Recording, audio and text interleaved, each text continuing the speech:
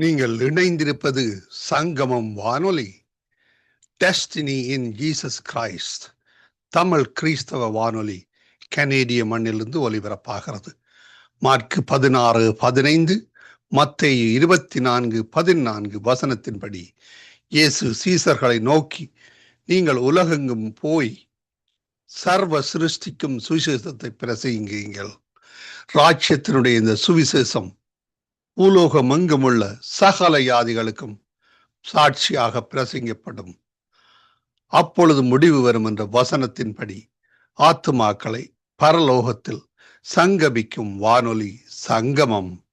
சங்கமம் சங்கமம்.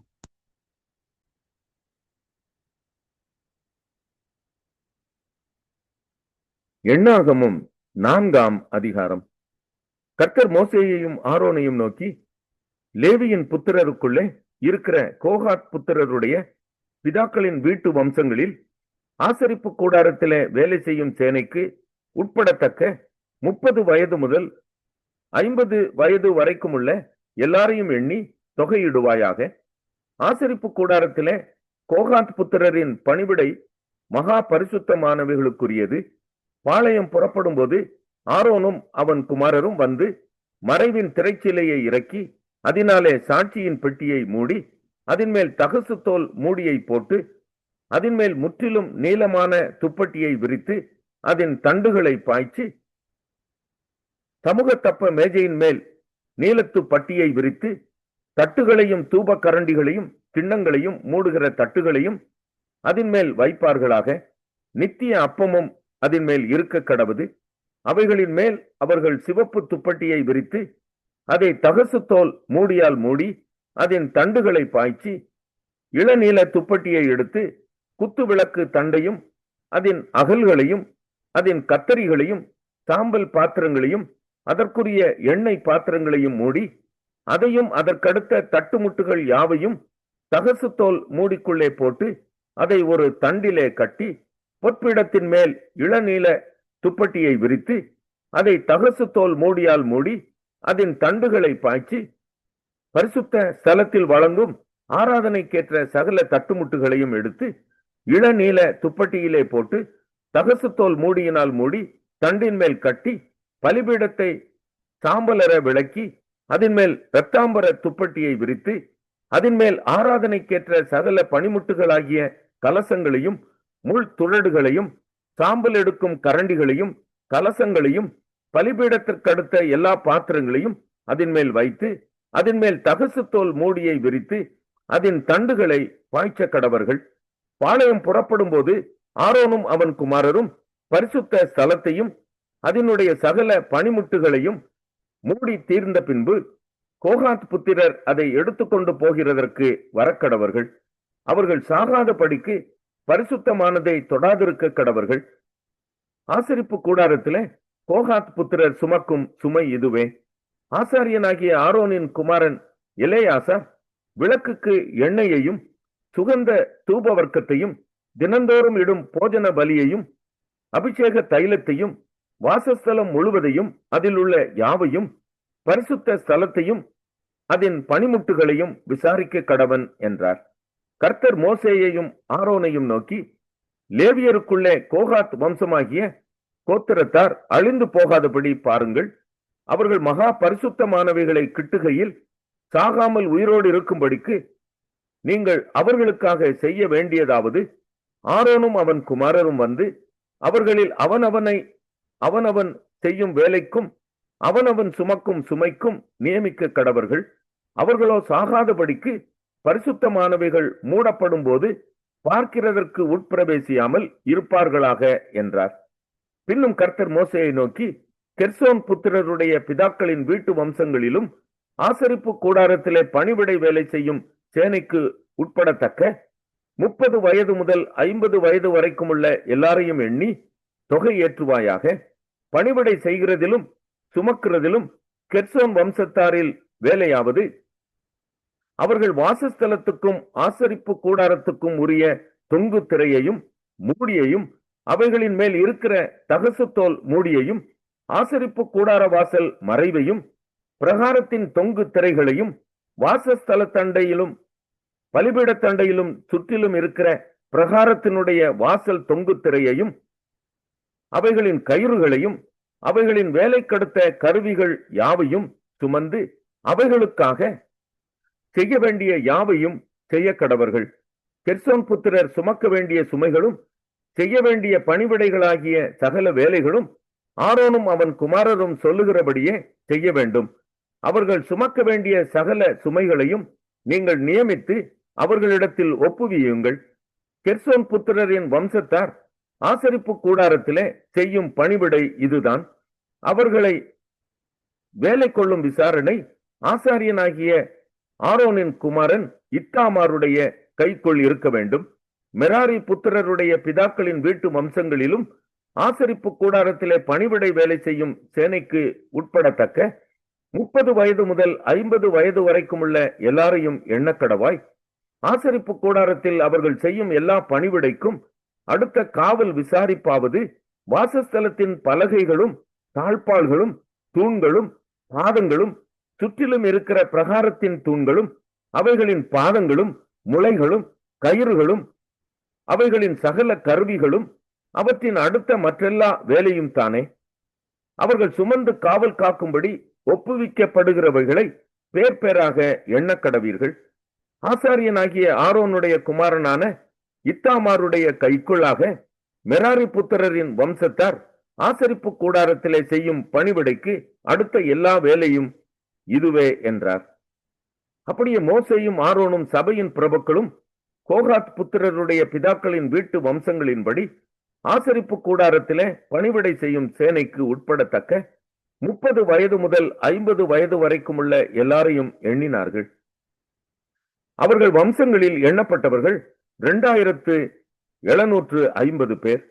கர்த்தர் மோசேக்கு கட்டளையிட்டபடியே மோசேயினாலும் ஆரோனாலும் கோகாத் வம்சத்தாரில் ஆசரிப்பு கூடாரத்தின் வேலை செய்கிறதற்காக எண்ணி தொகையிடப்பட்டவர்கள் எல்லாரும் இவர்களே. கெர்சோன் புத்திரருடைய பிதாக்களின் வீட்டு வம்சங்களிலும் ஆசரிப்பு கூடாரத்திலே பணிவிடை செய்யும் சேனைக்கு உட்படத்தக்க 30 வயது முதல் 50 வயது வரைக்கும் உள்ள எல்லாரும் எண்ணப்பட்டார்கள். அவர்களில் எண்ணப்பட்டவர்கள் அவரவர் குடும்பத்தின் படிக்கும் பிதாக்களுடைய வம்சத்தின் படிக்கும் 2630 பேர். மோசேயினாலும் ஆரோனாலும் கர்த்தர் கட்டளையிட்டபடியே கெர்சோன் புத்திரரின் வம்சத்தாரில் ஆசரிப்பு கூடாரத்தில் வேலை செய்ய எண்ணி தொகையிடப்பட்டவர்கள் எல்லாரும் இவர்களே. மெராரி புத்திரருடைய பிதாக்களின் வீட்டு வம்சங்களிலும் ஆசரிப்பு கூடாரத்திலே பணிவிடை செய்யும் சேனைக்கு உட்படத்தக்க 30 வயது முதல் 50 வயதுள்ளவர்கள் எல்லாரும் எண்ணப்பட்டார்கள்.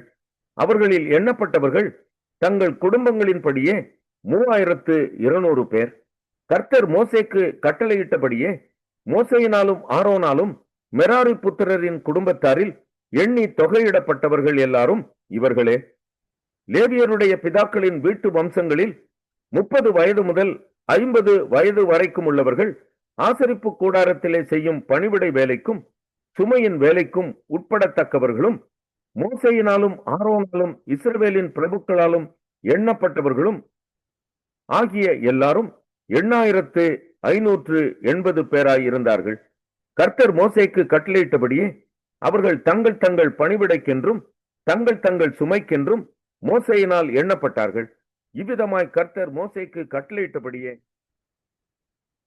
நீதிமொழிகள் 1ஆம் அதிகாரம். தாவீதின் குமாரனும் இஸ்ரவேலின் ராஜாவுமாகிய சாலமோனின் நீதிமொழிகள்.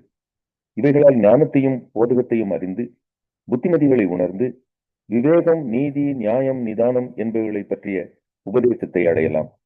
இவைகள் பேர்களுக்கு வினாவையும் வாலிபருக்கு அறிவையும் விவேகத்தையும் கொடுக்கும். புத்திமான் இவைகளை கேட்டு அறிவில் தேறுவான். விவேகி நல் ஆலோசனைகளை அடைந்து நீதிமொழிகளையும் அதன் அர்த்தத்தையும் ஞானிகளின் வாக்கியங்களையும் அவர்கள் உரைத்த புதைப்பொருள்களையும் அறிந்து கொள்வான். கர்த்தருக்கு பயப்படுதலே ஞானத்தின் ஆரம்பம். ஞானத்தையும் போதகத்தையும் அசட்டை பண்ணுகிறார்கள். என் மகனே, உன் தகப்பன் புத்தியை கேள், உன் தாயின் போதகத்தை தள்ளாதே. அவர்கள் உன் சிரத்துக்கு அலங்காரமான முடியும், உன் கழுத்துக்கு சரப்பணியுமாயிருக்கும். என் மகனே, பாவிகள் உனக்கு நயம் காட்டினாலும் நீ சம்மதியாதே. எங்களோடு வா, ரத்தம் சிந்தும்படி நாம் பதிவிருந்து குற்றமற்றிருக்கிறவர்களை முகாந்தமின்றி பிடிக்கும்படி ஒழித்திருப்போம். பாதாளம் விழுங்குவது போல் நாம் அவர்களை உயிரோடு விழுங்குவோம். குழியில் இறங்குகிறவர்கள் விழுங்கப்படுவது போல் அவர்களை முழுமையும் விழுங்குவோம். விலையுயர்ந்த சகலவித பொருள்களையும் கண்டடைவோம். கொள்ளைப் பொருளினால் நம்முடைய வீடுகளை நிரப்புவோம். எங்களுடைய பங்காளியாயிரு, நாம் எல்லாருக்கும் ஒரே பை இருக்கும் என்று அவர்கள் சொல்வார்களாகில், என் மகனே, நீ அவர்களோட வழி நடவாமல் உன் காலை அவர்கள் பாதைக்கு விலக்குவாயாக. அவர்கள் கால்கள் தீங்கு செய்ய ஓடி ரத்தம் சிந்த தீவிரிக்கிறது. எவ்வகையான பட்சியானாலும் சரி, அதன் கண்களுக்கு முன்பாக வலையை விரிப்பது விருதா. இவர்களோ தங்கள் இரத்தத்திற்கே பதிவிருக்கிறார்கள், தங்கள் பிராணனுக்கே ஒளி வைத்திருக்கிறார்கள். பொட்டாசையுள்ள எல்லாருடைய வழியும் இதுவே. இது தன்னுடையவர்களின் உயிரை வாங்கும். ஞானமானது வெளியே நின்று கூப்பிடுகிறது, வீதிகளில் சத்தமிடுகிறது. அது சந்தடியுள்ள தெருக்களின் சந்தியிலும் ஒளிமுக வாசலிலும் நின்று கூப்பிட்டு பட்டணத்தில் தன் வார்த்தைகளை வசனித்து சொல்லுகிறது. பேதைகளே, நீங்கள் பேதமையை விரும்புவதும், நிந்திக்காரரே நீங்கள் நிந்தனையில் பிரியப்படுவதும், மதியினரே நீங்கள் ஞானத்தை வெறுப்பதும் எதுவரைக்கும் இருக்கும்? என் கடிந்து கொள்ளுதலுக்கு திரும்புங்கள். இதன் ஆவியை உங்களுக்கு அருளுவேன், என் வார்த்தைகளை உங்களுக்கு தெரிவிப்பேன். நான் கூப்பிட்டும் நீங்கள் கேட்க மாட்டோம் என்கிறீர்கள். நான் என் கையை நீட்டியும் கவனிக்கிறவன் ஒருவனும் இல்லை. என் ஆலோசனையெல்லாம் நீங்கள் தள்ளி என் கடிந்து கொள்ளுதலை வெறுத்தீர்கள். ஆகையால் நானும் உங்கள் ஆபத்து காலத்தில் நகைத்து நீங்கள் பயப்படும் காரியம் வரும்போது ஆவடியம் பண்ணுவேன். நீங்கள் பயப்படும் காரியம் புயல் போல் வரும்போதும், ஆபத்து சூறாவளி போல் உங்களுக்கு நேரிடும் போதும், நெருக்கமும் இடுக்கணும் உங்கள் மேல் வரும்போதும் ஆகடியம் பண்ணுவேன். அப்பொழுது அவர்கள் என்னை நோக்கி கூப்பிடுவார்கள், நான் மன உத்தரவு கொடுக்க மாட்டேன். அவர்கள் அதிகாலையில் என்னை தேடுவார்கள், என்னை காண மாட்டார்கள். அவர்கள் அறிவை வெறுத்தார்கள், கர்த்தருக்கு பயப்படுதலை தெரிந்து கொள்ளாமற் போனார்கள். என் ஆலோசனை அவர்கள் விரும்பவில்லை, என் கடிந்து கொள்ளுதலை எல்லாம் அசட்டை பண்ணினார்கள். ஆகையால் அவர்கள் தங்கள் வழியின் பலனை புசிப்பார்கள், தங்கள் யோசனைகளினால் திருப்தி அடைவார்கள். மாறுபாடு அவர்களை கொல்லும், மூன்றின் நிர்விசாரம் அவர்களை அழிக்கும். எனக்கு செவி கொடுக்கிறவன் எவனோ அவன் விக்கனமின்றி வாசம் பண்ணி ஆபத்து. லூக்கா 15ஆம் அதிகாரம். சகல ஆயக்காரரும் பாவிகளும் அவருடைய வசனங்களை கேட்கும்படி அவரிடத்தில் வந்து சேர்ந்தார்கள். அப்பொழுது பரிசேயரும் வேதபாரகரும் முறுமுறுத்து, இவர் பாவிகளை ஏற்றுக்கொண்டு அவர்களோட சாப்பிடுகிறார் என்றார்கள். அவர்களுக்கு அவர் சொன்ன உவமையாவது, உங்களில் ஒரு மனுஷன் 100 ஆடுகளை உடையவனாயிருந்து அவைகளில் ஒன்று காணாமல் போனால் 99 ஆடுகளையும் வனாந்திரத்திலே விட்டு காணாமல் போன ஆட்டை கண்டுபிடிக்கும் அளவும் தேடி திரியானோ? கண்டுபிடித்த பின்பு அவன் சந்தோஷத்தோட அதை தன் தோள்களின் மேல் போட்டுக்கொண்டு வீட்டுக்கு வந்து சிநேகிதரையும் அயலகத்தாரையும் கூட வரவழைத்து, காணாமற் போன என் ஆட்டை கண்டுபிடித்தேன், என்னோடு கூட சந்தோஷப்படுங்கள் என்பான் அல்லவா? அதுபோல மனம் திரும்ப அவசியமில்லாத 99 நீதிமான்களை குறித்து சந்தோஷம் உண்டாகிறதை பார்க்கிலும் மனம் திரும்புகிற ஒரே பாவியின் நிமித்தம் பரலோகத்தில் மிகுந்த சந்தோஷம் உண்டாயிருக்கும் என்று உங்களுக்கு சொல்லுகிறேன். அன்றியும் ஒரு ஸ்திரீ 10 வெள்ளிக்காசை உடையவளாயிருந்து அதில் 1 வெள்ளிக்காசு காணாமற் போனால் விளக்கை கொளுத்தி வீட்டை பெருக்கி அதை கண்டுபிடிக்கிற வரைக்கும் ஜாக்கிரதையாய் தேடாமல் இருப்பாளோ? கண்டுபிடித்த பின்பு தன் சிநேகிதிகளையும் அயல் வீட்டுக்காரிகளையும் கூட வரவழைத்து, காணாமற் போன வெள்ளிக்காசை கண்டுபிடித்தேன், என்னோடு கூட சந்தோஷப்படுங்கள் என்பாள் அல்லவா? அதுபோல மனம் திரும்புகிற ஒரே பாவியின் நிமித்தம் தேவனுடைய தூதருக்கு முன்பாக சந்தோஷம் உண்டாயிருக்கிறது என்று உங்களுக்கு சொல்லுகிறேன் என்றார். பின்னும் அவர் சொன்னது, ஒரு மனுஷனுக்கு 2 குமாரர் இருந்தார்கள்.